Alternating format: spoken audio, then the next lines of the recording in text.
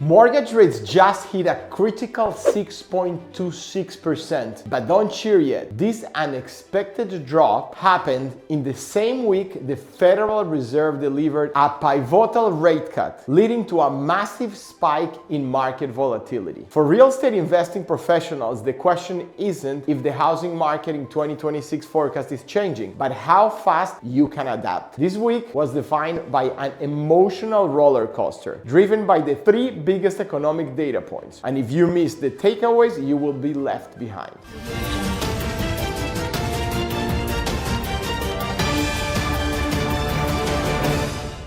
The biggest story which set the tone for the entire week was the FOMC meeting summary and the widely anticipated Fed interest rate decision on Wednesday. The Fed cut the federal funds rate by 25 basis points, a move markets expected, but they delivered a hawkish cut. This means they cut the rate but signaled caution about future cuts, which is exactly why the 10-year Treasury yield didn't completely plunge, instead bouncing in a narrow range. For the mortgage market, this news was initially positive, pushing conventional 30-year fixed rate average down. The investor takeaway here is clear. The Fed is easing, but very slow, making the timing of your next purchase with DSCR loans rates crucial. But that wasn't the only story affecting interest rates news. On Tuesday, we got the latest JOLTS job opening data, which showed a further weakening in the labor market. Simply put, there are fewer open jobs. For the Fed, this is a green light for more cuts in the future because it suggests cooling economic activity, which fights inflation. The fear of a widespread real estate investor panic is easing, but the cautious optimism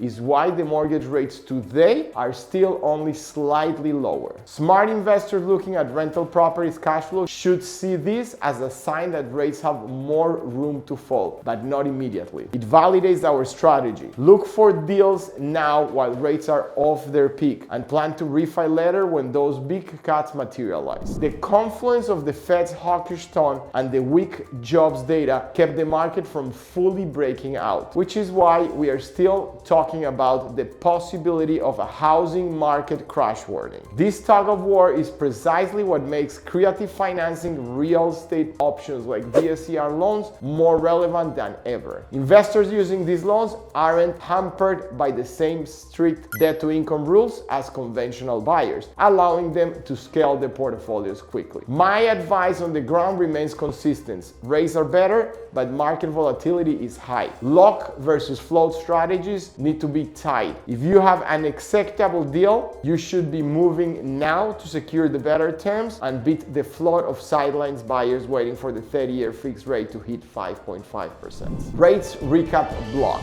30-year fixed mortgage rate started at 6.36% and ended at 6.26%. DSCR loan rates are typically 0.5 to 1% higher. Starting the week, the DSCR rates were near 7.11% and moved lower following the conventional trend. Professional analysis. With rates lower but highly volatile, the action of the insight is secure your DSCR loan with 60-day rate lock now, but with an option to float down. This allows you to lock in the week's improvement while giving you the flexibility to capture the next drop that could be triggered by upcoming inflation data in the new year. So on summary, the market responded positively to the Fed's rates cut, but the subtle caution from the FOMC meeting has investors maintaining a focus on smart deal timing and flexible financing. And just like that, this is already old news.